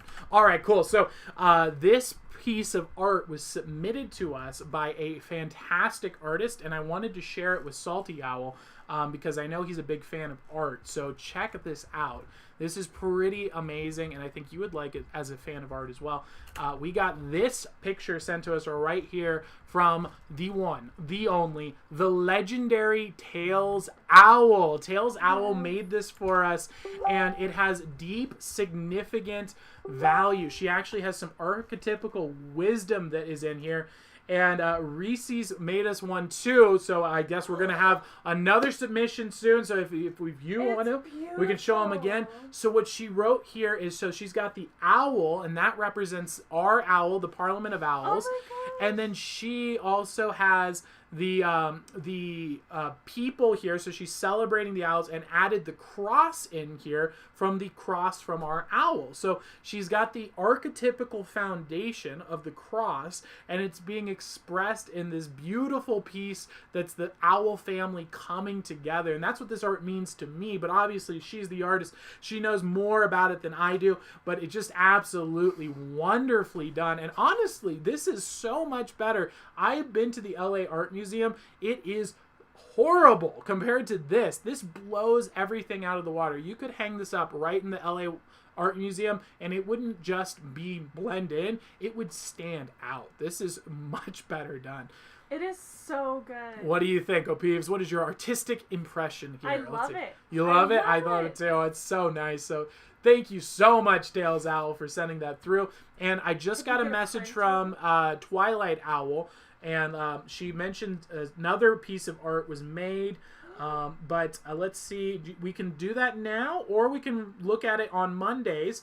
Let's see. Reese's. Okay, she just sent it. All right, I'm going to pull up the owl just again to keep sure that we're not getting away any personal information. I want to make sure of that. I know how hard that can be with Can Facebook. we hang that on our wall? I mean, absolutely, we can hang it on the wall. Yes. Let's see here. So this one comes in from Reese's. And all right, we got that up on the wall and we got all the information hidden. All right, we're good. So let's take a look here. This is the second piece that we received here from the artistic family of Salty Owl family and Twilight Owl and Tails Owl and Reese's. Let's take a look at what he's got for us. Oh, that is incredible. Check this out. It's an owl. He's got a night. It looks like he's got a ninja mask on. Ooh, that's really cool. So he's like a ninja owl. Maybe that'd be a good name for Reese's, Ninja Owl. That could be legendary. And I like how he's standing out on the branch here. You've got the holes in the tree, and there's looks like clocks in the background. Maybe that's a reference to the clocks that we have.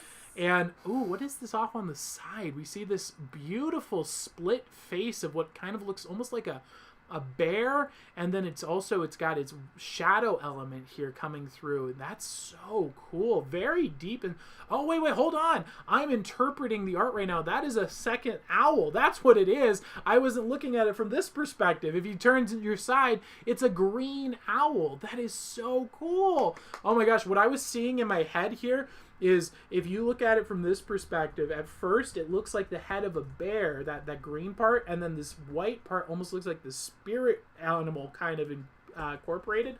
But when you turn to the side, you can see it's actually a green owl just peeking his head out to say hi. That is so beautiful. So thank you so much for sending this through. These are beautiful pieces. Same deal. I mean, let's hang these up in an art museum. Let's get these out. I'm not sure if we can print them on my printer, but we can try for sure, because that is awesome. Thank you so much, Twilight Owl. On the wall. Oh yeah, for sure. We gotta get it up there. Thank you so much, Twilight Owl. Thank you so much, Tails. Thank you so much, Reese's. Thank you so much, Salty Owl. And you guys have been here with us since the very beginning, back when we were the OG and we were doing Facebook streams. So thank you so much for that. And let me just get that off the screen. I'm going to pull up the owl here just to make sure that we don't reveal anything here. I don't want a billion owls coming and DMing you, and I'm sure that our owls are going to be great people, but it's just to be safe. All right, so let's do that. We got the wizard readings. Thank you guys so much for that. And let's get Tails Owl's reading going right now. Those are such great pieces of art. They're beautiful. So good. And you can see it. I love art that when people express their art and they actually are creating art. Nowadays, most people, when you see art, it's just propaganda, where they're just like, how can I make some rude, terrible statement because I'm a special boy? And when you truly make art, there's a lot of meaning that goes into it that comes out, and the artist oftentimes doesn't even know that they put that in there, and it comes through. It's like this, that's where God tells us. You're connecting with a godly element when you create art. Tolkien wasn't thinking, I'm going to put in propaganda for something. He just wrote a fantastic story, and that's why it's reverberated throughout generations, and it will keep going on for generations. It's considered one of the greatest books, and that's why I really appreciate that art, and it makes me so happy because I really love whenever we see the owls building, growing, and creating things. It's so fantastic because that really is the secret to success. It's so great. I love it because it has character. Yeah. And, like, it's not like what you said, art nowadays. Yeah. They drill holes in paint cans and just, like, swing it over a canvas. Oh, like, come on. It Yeah. has no meaning. Exactly. Like, Exactly. These owls have meaning. And I think that's their point. I think their point is that they don't want there to be meaning because they don't have meaning in them. They aren't capable of communicating meaning. So these are people who can my phone attacked me. Are so awesome. So but fantastic. These are beautiful. I really They're want so these great. in print. Hey, Koala Pizza is back. Welcome, Pizza welcome. Owl. Let's she get. never got owl file. Oh, we got to owlify them. All right, let's do that. But let's get Tails Owls reading going here. Thank you guys so much. They're super happy. Thank you, Owls. Oh, I'm glad to hear it.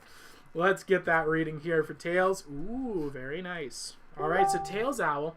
Oh boy, that's going to probably keep going off Twilight Owl. So I will read that in a bit, but thank you so much for the message. And we will, let's get the reading going here for Tails Owl. So, the Two of Swords. So the Two of Swords is about a choice regarding logos. So what this represents is being in a situation where Tails Owl, where you have to make a choice about two intellectual paths. This is about being at a crossroads where part of your brain is saying, this seems like a good idea, this is the safe route. And then the other option is more creative, and it's something that's more emotional for you. You feel like it's the classic dichotomy. Your heart wants one thing and your head wants the other.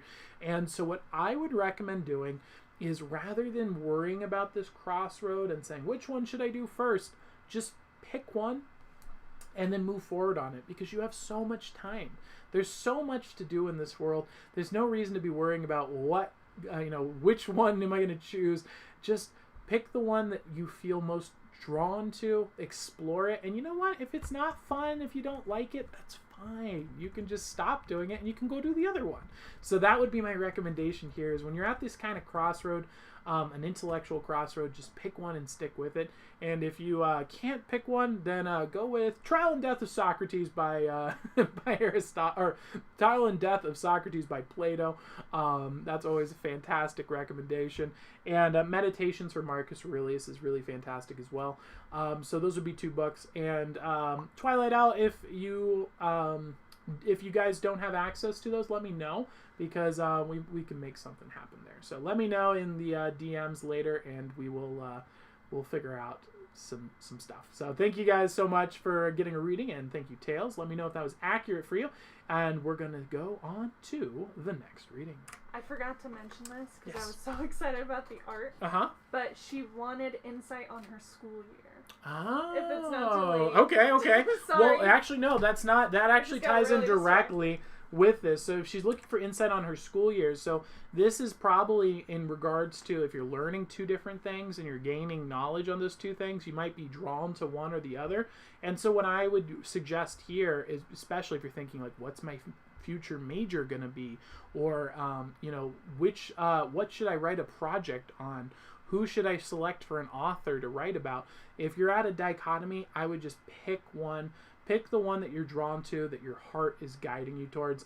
And because it's not, right now, it probably seems like it's a big deal, and you're worried, and you're thinking, oh no, I don't want to mess up. I don't want to make a mistake.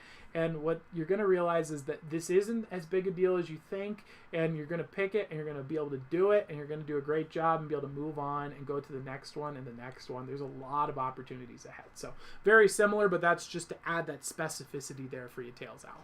All right, so hopefully that gives her some insights. I hope that helps out. And we're going to move on to the next reading. Which is no one, but No we one. have owlifications. Okay. Who do we got to owlify? So, Royal Owl's boyfriend, Quentin, would All right. like to be Q Owl. Ooh, Q Owl. And Very then interesting. Koala Pizza needs to be officially owlified as Pizza Owl. Absolutely. All right, so let's get this going. All right, so here we go. All right, this time I'm going to go with purple. You know why we're going with purple? Because royal is the color purple is considered the royal color. So we're going to try and get that for you guys here. And just like that, we're going to place it on my owl stamp. You weren't expecting the owl stamp. No one expects the owl stamp. What are you looking at over there? Nothing. All right, Alex is using her skills advantageously for me because she just confused you. Why did Tyler look over and ask her? Who knows? That's confusion. And that's important here All part of because we want to owlify you. And what does that need? It needs confusion so that we can give you a little piece of advice.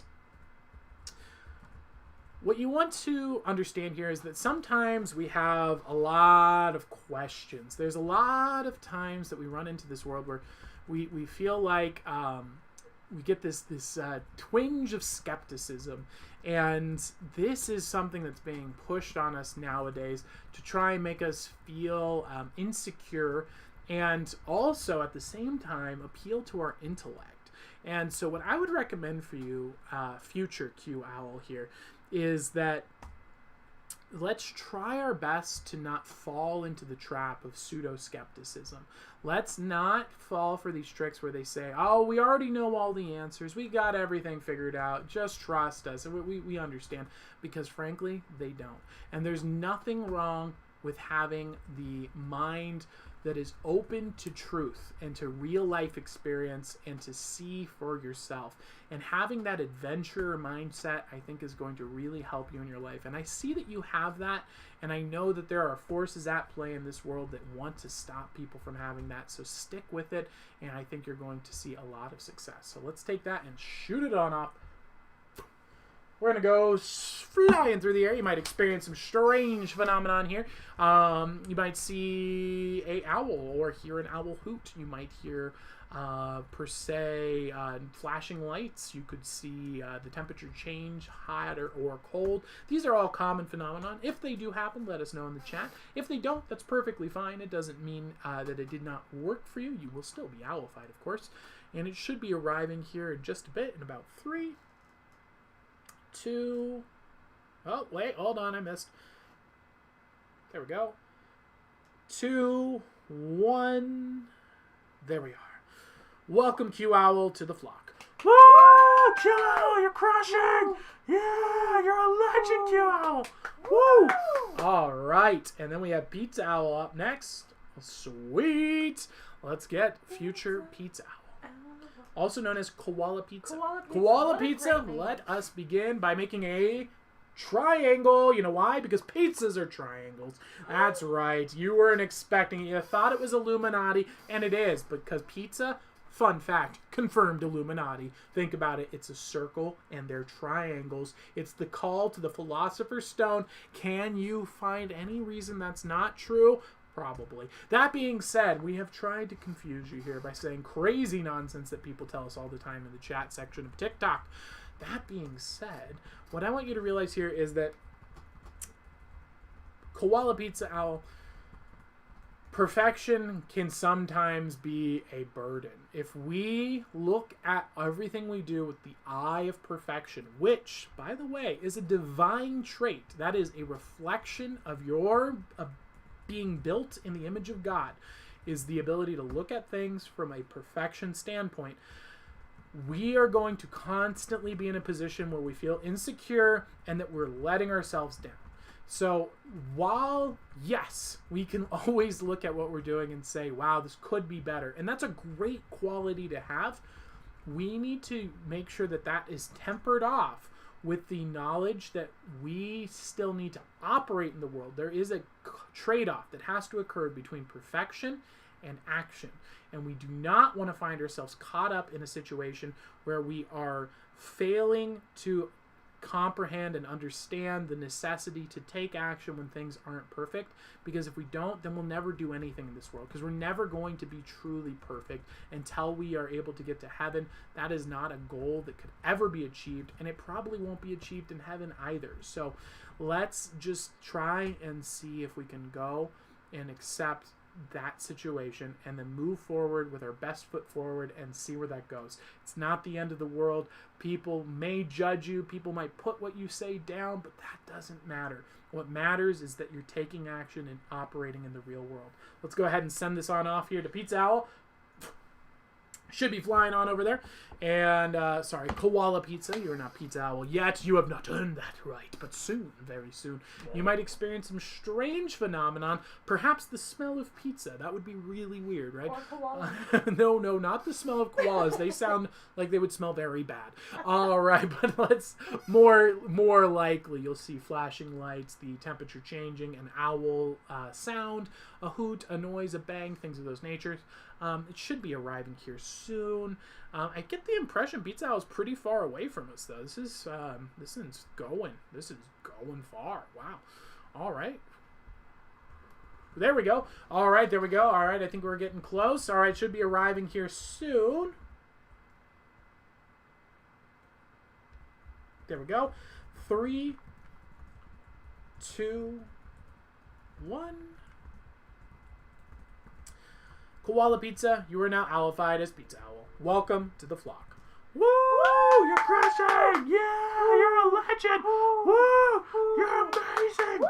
Yes, Pizza Owl. Welcome. And that's it, isn't it? No, Crystal Owl. Crystal needs a Owl? read. Oh, Crystal Owl coming in Yes. looking for those readings here at the end of the night shift. All right, let's get her a sir. reading. All right. She's in Ohio. Ooh, very nice. You know what? We were looking into moving into Ohio. How is it? Yeah, Should we consider? Is it as great as we read? we heard that it's just fantastic for farmland and homesteads.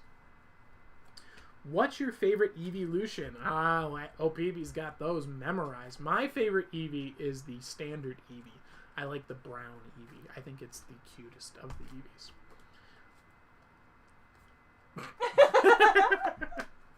Lesbian. All right, let's go. Crystal Owl. Ooh, Crystal Owl. Okay.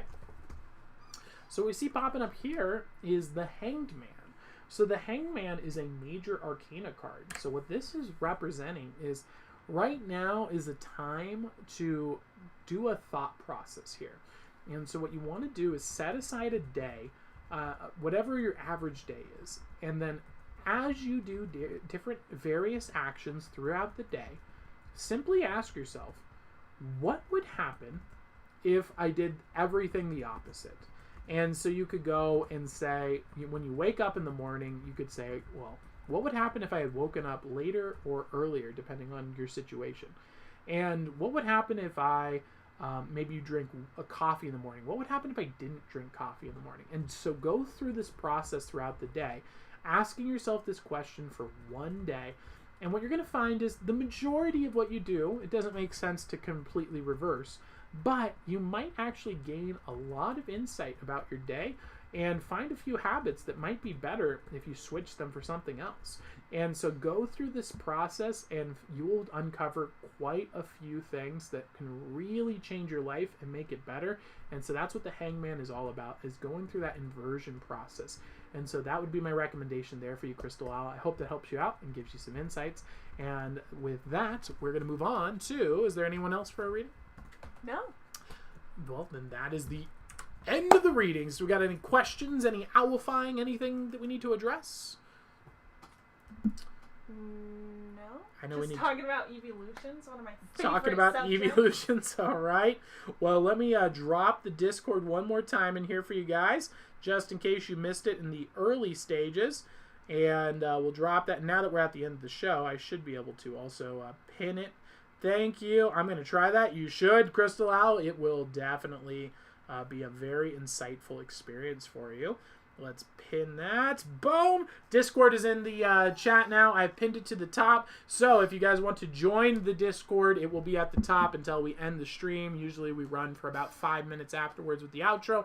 And thank you guys so much for tuning in. Thank you for all of your support. We're going to be working on the Wizard Libraries technicals this weekend on Saturday. Probably won't be able to do anything on Sunday. We got Valentine's Day coming up, but we will be working on that for you guys and getting that ready real soon. My goal is to for Saturday, first half of the morning, I want to knock out all of the training for them. And then we can go from there. So that is the plan. And thank you guys so much for tuning in. Join the Discord if you'd like a private chat to hang out, network with other owls, and have some fun there and message. We post when we're doing video games. We got Wizard Wave. That's when I post music that I'm listening to while I'm working. And you guys can throw in your music as well. Ideally, that will eventually be owl music. That would be really cool. And OPVs has assured me she shall be modifying it because I am not good with Discord, and she will make it look nice and clean for you. And so OPVs is moderating that for you guys as well and keeping it nice. So that is my recommendation there for you guys.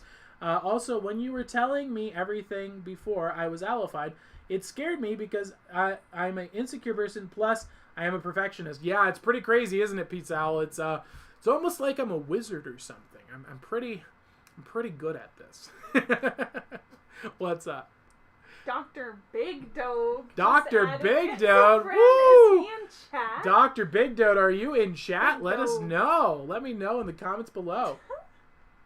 Because that was just so random. He just now friended me on Discord. In Discord? I didn't even know he had a Discord. Me neither. Are you going to friend the wizard, Dr. Big Dog? That would be He a probably good already choice. does.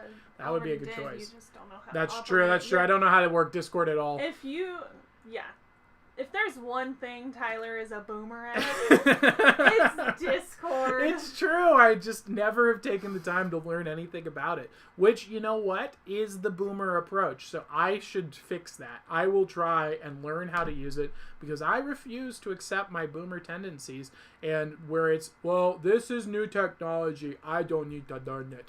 No, I do. If I'm using it, I should know how to learn it. That is a good rule. All right, so maybe I'll work on that when I have even an ounce of time. So thank you guys so much for tuning in. Thank you for supporting the stream. If you'd like to support the stream, send in some letters at P.O. Box 8881, Missoula, Montana 59807. And you can send financial support there if you like. It's not required at all, though. You can send letters. If you don't want us to read them on air, just put do not read, and I won't read it on air.